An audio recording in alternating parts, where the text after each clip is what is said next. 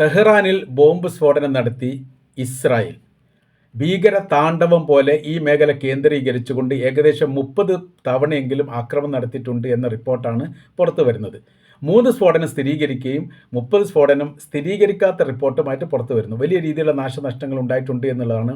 മരണങ്ങളും ഡസൻ കണക്കിന് ആളുകൾ കൊല്ലപ്പെട്ടിട്ടുണ്ട് എന്ന അഭിപ്രായവും പുറത്തു വരുന്നു. സ്ഥിരീകരണം വന്നിട്ടില്ല. അതേക്കുറിച്ചുള്ള അന്വേഷണം ഇറാൻ ആരംഭിച്ചിരിക്കുന്നു. ആയുധ സൈനിക കേന്ദ്രങ്ങൾ ലക്ഷ്യം വെച്ചുകൊണ്ട് സംയുക്തമായിരിക്കുന്ന ഒരു ഓപ്പറേഷനാണ് തങ്ങൾ നടത്തിയത് എന്ന് ഇസ്രായേൽ സ്ഥിരീകരിച്ചു.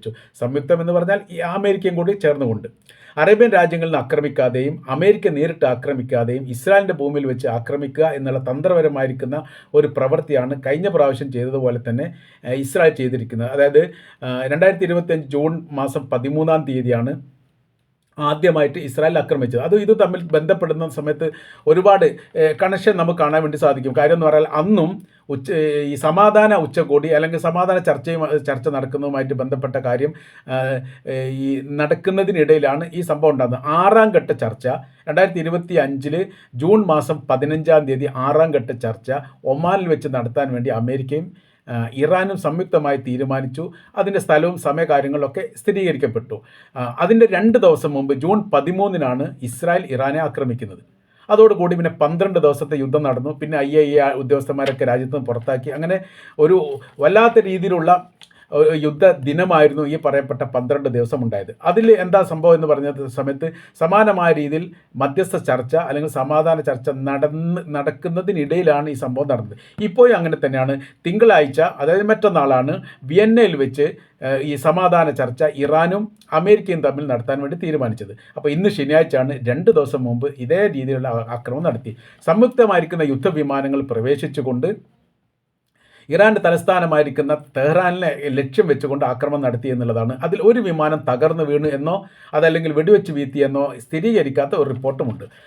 ഈ യുദ്ധവിമാനങ്ങൾ ഈ ഇറാൻ്റെ അകത്തേക്ക് പ്രവേശിക്കുന്നതുമായിട്ട് ബന്ധപ്പെട്ട് വളരെ കൃത്യതയോടുകൂടി നിരീക്ഷിച്ച് മനസ്സിലാക്കാൻ വേണ്ടിയിട്ട് ഇറാൻ്റെ സൈന്യത്തിന് സാധിച്ചു എന്നുള്ളതും ഇറാൻ്റെ സൈന്യം അവർക്ക് നേരെ വെടിവെച്ചു എന്ന റിപ്പോർട്ടാണ് പറഞ്ഞത്. അങ്ങനെയാണ് വിമാനം തകർന്നു വീണത് എന്ന് പറയപ്പെടുന്നു. സ്ഥിരീകരിച്ചിട്ടില്ല. ഇപ്പോൾ മരണവുമായിട്ട് ബന്ധപ്പെട്ടോ നാശനഷ്ടവുമായിട്ട് ബന്ധപ്പെട്ടോ എത്ര സ്ഫോടനം നടത്തിയെന്നുള്ളതോ എത്ര യുദ്ധവിമാനം പ്രവേശിച്ചു എന്നുള്ളതോ അതിനെക്കുറിച്ചുള്ള യാതൊരു കൃത്യമായിരിക്കുന്ന വിവരം ഇപ്പോഴും പുറത്ത് വന്നിട്ടില്ല എന്നൊരു പ്രത്യേകത ഈ വിഷയമായിട്ട് ബന്ധപ്പെട്ട് തീർച്ചയായിട്ടും ഇതിന് തിരിച്ചടി ഉണ്ടാകുമെന്നുള്ളതും ആ തിരിച്ചടിക്ക് വേണ്ടി ഇസ്രായേൽ തയ്യാറാകണമെന്നുള്ള ഒരു മുന്നറിയിപ്പ് പോലെ ഇറാൻ്റെ പ്രതിനിധി പറഞ്ഞതായിരിക്കുന്ന റിപ്പോർട്ട് ഇറിനെ റിപ്പോർട്ട് ചെയ്യുന്നു. അത് ഇറാൻ്റെ പത്രമാണ് ആ റിപ്പോർട്ട് ചെയ്യുന്നത്. ഇറാൻ്റെ ചാനലാണ് റിപ്പോർട്ട് ചെയ്യുന്നത്. അമേരിക്കയും ഇറാനും തമ്മിലുള്ള ഏകോപനം ഉണ്ടാകരുത് എന്ന് വിശ്വസിക്കുന്ന ലോകത്തിലെ ഒരേ രാജ്യത്തിൻ്റെ പേര് ഇസ്രായേലാണ്. ഇവർ ഒന്നിക്കുന്ന അല്ലെങ്കിൽ കരാർ വ്യവസ്ഥ ഉണ്ടാക്കി കഴിഞ്ഞാൽ പിന്നീട് എന്ത് ചെയ്യും? വളരെ എളുപ്പത്തിൽ തന്നെ ഈ ഇറാന് ആണവായുധം ഉണ്ടാക്കാൻ വേണ്ടി പറ്റും. തന്ത്രപരമായ രീതിയിലും രഹസ്യപരമായ രീതിയിലും അവർക്ക് ഇത്തരം നിർമ്മിതികൾ ഉണ്ടാക്കുക എന്നുള്ളത് അവർക്ക് സാധ്യമാകുന്നതാണ്. ഇപ്പോൾ തന്നെ ആണവായുധം എന്ന് പറയുന്നത് 90% ഏകദേശമായിട്ടുണ്ട് എന്ന റിപ്പോർട്ട് പുറത്ത് വന്നിട്ടുണ്ട്. 60% സ്ഥിരീകരിച്ചിട്ടുള്ളൂ എങ്കിൽ പോലും.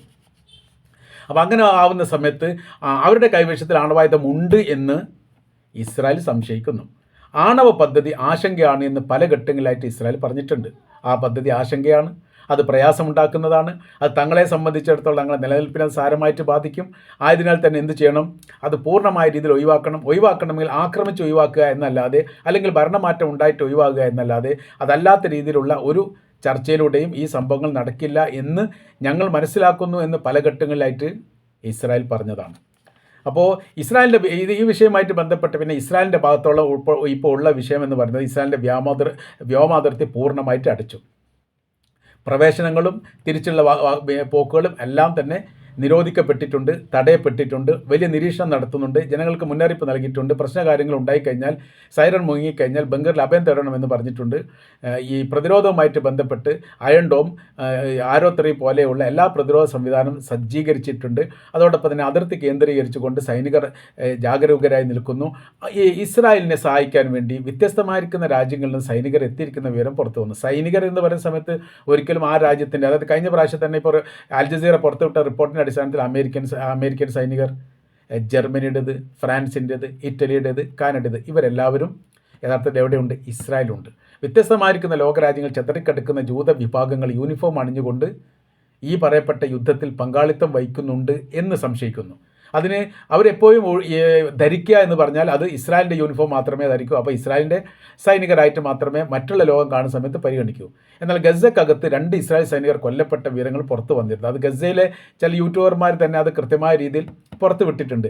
യൂണിഫോം ധരിച്ചത് ഇവരുടേതാണെങ്കിൽ പോലും അവരുടെ ഐഡൻറ്റിറ്റി കാർഡെന്നോ മറ്റോ അത് അമേരിക്കൻ പൗരത്വമുള്ളവരാണ് എന്ന് മനസ്സിലാക്കാൻ വേണ്ടി സാധിച്ചു എന്നാണ് അന്നത്തെ ആ റിപ്പോർട്ടുമായിട്ട് ബന്ധപ്പെട്ട് പറഞ്ഞത്. പക്ഷേ ഈ കാര്യത്തിൽ അമേരിക്ക സ്ഥിരീകരിക്കുകയോ അല്ലെങ്കിൽ അഭിപ്രായം പറയുകയോ ഇസ്രായേൽ സ്ഥിരീകരിക്കുകയോ അഭിപ്രായം പറയുകയോ ചെയ്തിട്ടില്ല. ഇവർ ഈ കാര്യങ്ങൾ പറഞ്ഞിട്ടുണ്ട് എന്ന് ചുരുക്കം. പിന്നെ അൽ ജസീറാണ് ഈ കഴിഞ്ഞ ദിവസം ഇത് പുറത്ത് വിടുന്നത്. ഒരുപാട് രാഷ്ട്രത്തിലെ വ്യത്യസ്തമായിരിക്കുന്ന യൂറോപ്യൻ രാജ്യങ്ങളിലെ സൈനികർ ഇസ്രായേലിൻ്റെ സൈന്യത്തോടൊപ്പം ചേർന്നുകൊണ്ട് ഗസയിലെ ഹത്യയ്ക്ക് വേണ്ടിയിട്ട് പ്രവർത്തനം നടത്തിയിട്ടുണ്ട്. അത് സ്ഥിരീകരിക്കപ്പെട്ട റിപ്പോർട്ടായിട്ട് തന്നെയാണ് അവർ പുറത്ത് വിട്ടതെന്ന് ചുരുക്കുക. അതിൽ കാനഡയുണ്ട്, നമ്മൾ ഈ പറഞ്ഞ രാജ്യങ്ങളെല്ലാം ഉണ്ട്. അപ്പോൾ അത്രയും രാജ്യങ്ങളെല്ലാം ഈ കഴിഞ്ഞ ഏതാനും ദിവസങ്ങൾക്കകം ഇസ്രായേൽ എത്തിയിട്ടുണ്ട്. അമേരിക്ക എന്ത് പറഞ്ഞിട്ടുണ്ട്? ഇസ്രായേലിലെ പൗരന്മാരോട് രാജ്യം വിടാൻ വേണ്ടി പറഞ്ഞിട്ടുണ്ട്. എന്നാൽ അത്യാവശ്യമുള്ളവർക്ക് അവിടെ നിൽക്കാം എന്ന് പറയുന്നുണ്ട്. ഈ അത്യാവശ്യമുള്ളവരാണ് ഈ പറയപ്പെട്ടവർ. അപ്പോൾ ഇസ്രായേലിൻ്റെ അതായത് ഇപ്പോഴത്തെ ഒരു അക്രമം വിലയിരുത്തുന്ന സമയത്ത് സംയുക്തമായ രീതിയിലുള്ള ഒരു അക്രമമാണ്. എന്ന് വെച്ചാൽ ഇസ്രായേൽ മാത്രം നടത്തിയല്ല, അമേരിക്ക മാത്രമല്ല, ഫ്രാൻസ്, ഇറ്റലി, ജർമ്മനി അടക്കമുള്ള രാജ്യങ്ങൾ സംയുക്തമായി ചേർന്നുകൊണ്ട് ഇസ്രായേലിനെ കൊണ്ട് ആ പ്രവൃത്തി ചെയ്യിപ്പിക്കുകയോ ഇസ്രായേലിൻ്റെ യുദ്ധവിമാനങ്ങൾ ഉപയോഗിച്ചുകൊണ്ട് അവർ ആക്രമണം നടത്തുകയും ചെയ്താണ്. പറയുന്ന സമയത്ത് ഇസ്രായേലിൻ്റെ പേര് മാത്രമേ വരൂ. എന്നാൽ യഥാർത്ഥത്തിൽ ആരൊക്കെയാണ് യുദ്ധം ചെയ്യുന്നത്? ഈ സംയുക്ത വിഭാഗങ്ങൾ ഒരുമിച്ച് തന്നെയാണ് യുദ്ധം ചെയ്തത് അല്ലെങ്കിൽ യുദ്ധം നടത്തിയത് എന്ന കാര്യത്തിൽ യാതൊരു സംശയമില്ല. ഇനി തിരിച്ചടിയുമായിട്ട് ബന്ധപ്പെട്ട കാര്യങ്ങൾ എത്രത്തോളം ഭയാനകരമാകും എന്നുള്ളതാണ് ലോകത്തെ ആശങ്കയിലാക്കുന്നത്. വരാൻ പോകുന്ന തിങ്കളാഴ്ചത്തെ ചർച്ച ഏറെക്കുറെ നിർത്തിവെക്കാൻ സാധ്യതയുണ്ട് എന്ന് വിലയിരുത്തുന്നു. അപ്പോൾ ഈ ചർച്ചാ സംബന്ധമായിരിക്കുന്ന കാര്യങ്ങൾ വരികയും ഒരു ഭാഗത്ത് ആക്രമണം നടത്തുകയും ചെയ്യുന്ന രീതിയോ പ്രവൃത്തിയോ തങ്ങൾ അനുവദിക്കില്ലെന്ന് കഴിഞ്ഞ പ്രാവശ്യം തന്നെ പറഞ്ഞിട്ടുണ്ട്. സംയുക്തമായ രീതിയിലാണ് ഇപ്പോഴത്തെ സ്ഥിതിവിശേഷം എന്നുള്ളത് ആരെങ്കിലും ആശങ്കപ്പെടുത്തുന്ന കാര്യമാണ്. എല്ലാ സൈനികരോടും തയ്യാറായി നിൽക്കാൻ വേണ്ടി ഇറാൻ പറഞ്ഞു. സംയുക്തമായിരിക്കുന്ന എല്ലാ സംവിധാന കാര്യങ്ങളും ക്രോഡീകരിക്കണം എന്നുള്ള പ്രഖ്യാപനം വന്നു. മിസൈൽ മേഖല കേന്ദ്രീകരിച്ചുകൊണ്ട് അതുമായി ബന്ധപ്പെട്ട കാര്യത്തിന് പ്രത്യേകമായിരിക്കുന്ന നിരീക്ഷണവും സംവിധാനവും ഇറാൻ ഏർപ്പെടുത്തി. അപ്പോൾ ഇത് ഇനി തിരിച്ചടി ഏത് മേഖലയിലേക്കാണ് എന്നുള്ളത് മാത്രമാണ്. അത് ഇപ്പോൾ ഇസ്രായേലിൻ്റെ മേഖല കേന്ദ്രീകരിച്ചുകൊണ്ട് തന്നെയാണ് തിരിച്ചടിക്ക് സാധ്യതയുള്ളത് എന്ന് വിലയിരുത്തുന്നു. അത് എത്രത്തോളം ഭയാനകരമാകും, എത്രത്തോളം നാശമുണ്ടാകും എന്നതിനെക്കുറിച്ച് കൃത്യമായിരിക്കുന്ന ഒരു വിവരം ഇപ്പോഴും യഥാർത്ഥത്തിൽ പുറത്ത് പറയാൻ വേണ്ടി സാധിക്കില്ല. എന്താണ് ഇസ്രായേൽ ലക്ഷ്യമാക്കിയത് എന്നതിനെക്കുറിച്ചും സ്ഥിരീകരണമില്ല. കാര്യമെന്ന് പറഞ്ഞാൽ അമേരിക്കയ്ക്ക് വേണ്ടി ഇസ്രായേൽ ഈ പണിയെടുക്കുന്നു, അല്ലെങ്കിൽ ഇസ്രായേലിന് വേണ്ടി അമേരിക്ക ഈ പണിയെടുക്കുന്നു. അമേരിക്ക പ്രതിസ്ഥാനത്ത് തന്നെയാണ്. അമേരിക്ക തങ്ങളുടെ ശത്രുവാണെന്ന് ആവർത്തിച്ചുകൊണ്ട് ഇറാൻ്റെ പരമോന്നത നേതാവ് ആയത്തുള്ള അലി ഖംനൈ കഴിഞ്ഞ ദിവസം പറഞ്ഞിട്ടുണ്ട്.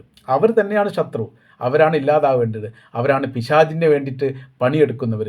ഞങ്ങളുടെ സമാധാനമായിരിക്കും അന്തരീക്ഷം തകർത്തതും സാമ്പത്തിക വിഷയത്തിൽ ഇടപെടുന്നതും ഈ രാജ്യത്തിൻ്റെ പ്രക്ഷോഭവുമായിട്ട് ബന്ധപ്പെട്ട ഭരണ സംവിധാനത്തെ അട്ടിമറിക്കുന്നതുമായിട്ട് ബന്ധപ്പെട്ട പ്രക്ഷോഭകാരികൾക്ക് ആയുധങ്ങൾ നൽകിയതും എല്ലാം അവർ തന്നെയാണ്. ഇസ്രായേലിനെയും അമേരിക്കയും തങ്ങൾ തത്തുല്യമായിട്ടാണ് കാണുന്നത് മറ്റു ചില രാജ്യങ്ങളെയും. അപ്പോൾ ആ രീതിയാണ് യഥാർത്ഥത്തിൽ ഇപ്പോൾ പുലർന്നിരിക്കുന്നത്. സംയുക്തമായിരിക്കുന്ന ആക്രമണം തന്നെ നടത്തിയത് എന്നുള്ളത് സ്ഥിരീകരിച്ചിരിക്കുന്നു. കാര്യമെന്ന് പറഞ്ഞാൽ ഈ ഇസ്രായേൽ തന്നെ പറഞ്ഞിരിക്കുന്നത് ഞങ്ങൾ മാത്രമല്ല അമേരിക്കയും കൂടി ചേർന്ന് സംയുക്തമായ രീതിയിലാണ് ആക്രമണം നടത്തിയത് എന്നൊരു ഒരു മുന്നറിയിപ്പ് കൂടി നൽകി എന്നുള്ളത് യഥാർത്ഥത്തിൽ ലോകത്തെ അമ്പരപ്പിച്ചിരിക്കുന്ന കാര്യമാണ് എന്ന് നമുക്ക് തീർച്ചയായിട്ടും പറയാൻ വേണ്ടിയിട്ട് സാധിക്കുന്നതാണ്.